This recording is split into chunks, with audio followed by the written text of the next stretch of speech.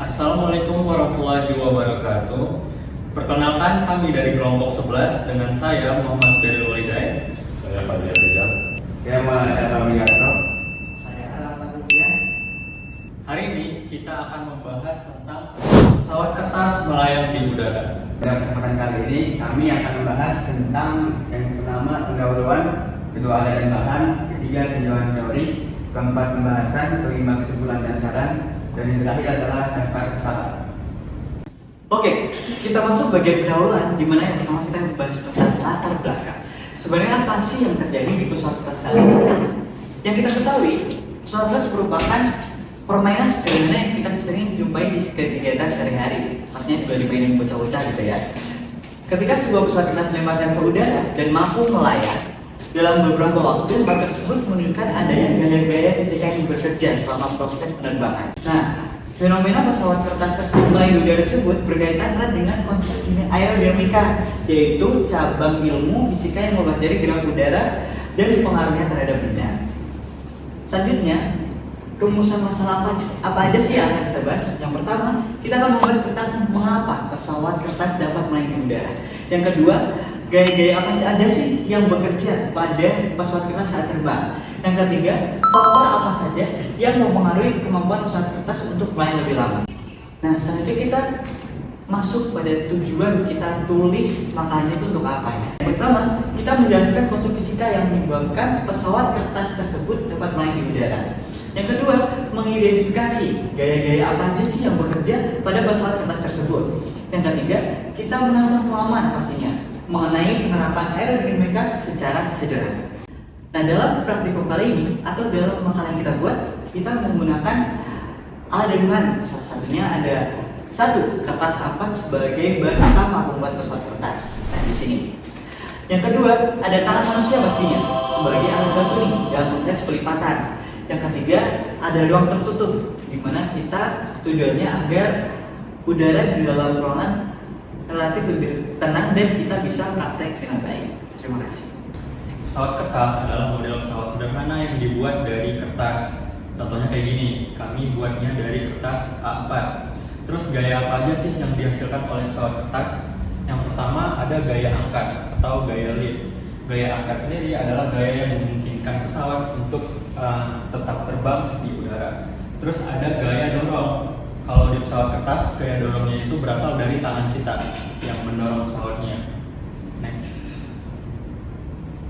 Kemudian ada gaya hambat atau gaya gesek. Itu merupakan gaya yang berlawanan dengan gerak arah pesawat akibat gesekan dengan udara. Kemudian ada gaya berat. Gaya berat itu adalah gaya gravitasi yang menekan ke bawah, yang menarik ke bawah. Gitu.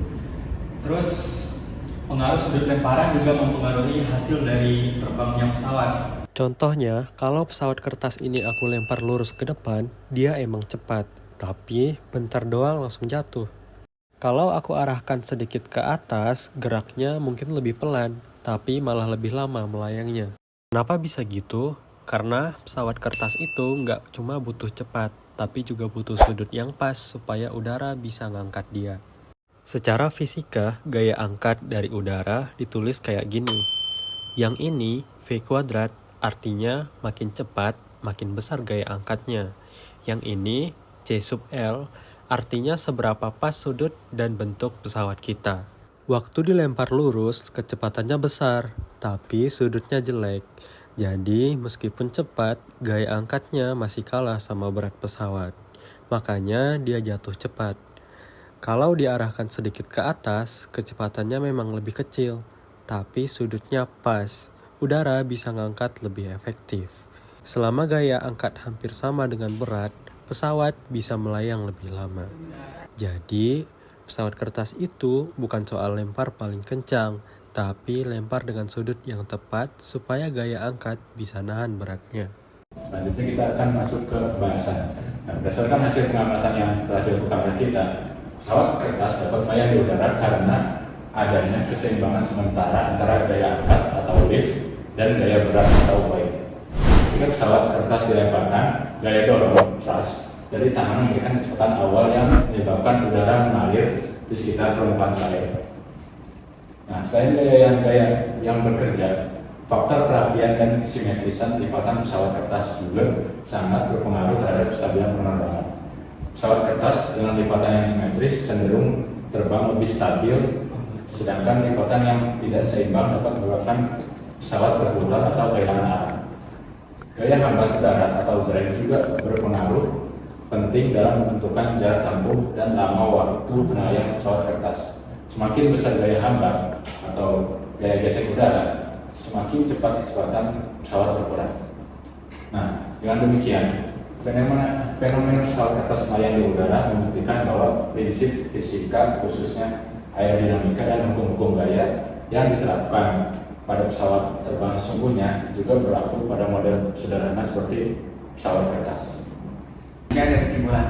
Berdasarkan hasil pengamatan yang telah dilakukan, pesawat kertas dapat melayang di udara karena adanya kerja 4 gaya utama dalam penerbangan, yaitu ada gaya angkat, gaya dorong, gaya hambat, dan ada gaya berat. Bentuk dan desain pesawat kertas, terutama kerapian serta kesimetrisan lipatan, memiliki pengaruh yang signifikan terhadap performa penerbangan. Selain itu, cara melempar pesawat dan kondisi lingkungan seperti aliran udara atau arah pelemparan pesawat juga mengaruhi hasil pengamatan.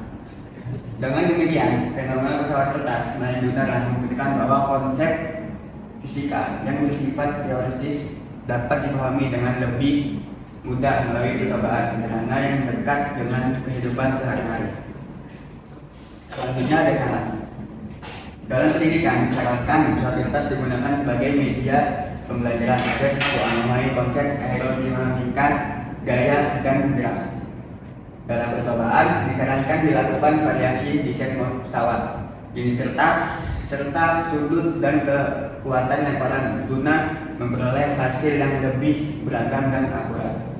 Dan dalam keterampilan individu, disarankan ketepatan lipatan dan proses pembuatan diperhatikan agar diperoleh hasil penerbangan yang optimal serta melatih ketelitian dan kesabaran. Dari yang kita jelaskan tadi, referensinya yaitu berasal dari ini. Terima kasih telah menonton dan menyimak. Semoga video tadi bisa bermanfaat untuk kita semua. Jika ada kesalahan dalam pengucapan kata, kami mohon maaf. Wassalamualaikum warahmatullahi wabarakatuh.